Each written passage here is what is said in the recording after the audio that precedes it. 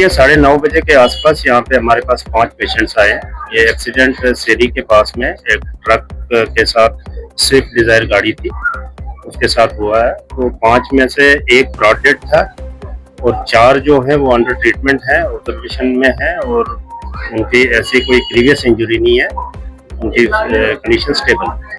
बाकी एक जो उनमें से था वो ब्रॉड डेड था। ये पांचल उपराल से हैं और इनका नाम बम सिंह है।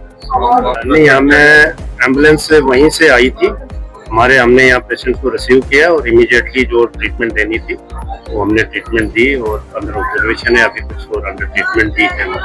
तो आउट ऑफ डेंजर है सभी, तो शॉर्टली हम उनको डिस्चार्ज। बस वह हमारे भवन सिंह बाली जी एक बहुत अच्छे काबिल वकील थे और ये सबसे बड़ा लॉस हमारी लॉयर फ्रेटर्निटी को है।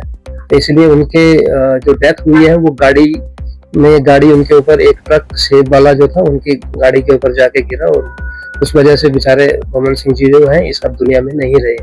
और आज हमारी पूरी बार एसोसिएशन ने काम सस्पेंड रखा हुआ है और कंडोलेंसेस के लिए हम सभी के सभी जितने भी लॉयर्स हैं उनके घर की तरफ गए और हम उनकी फैमिली के साथ जो है पूरी सहानुभूति रखते हैं।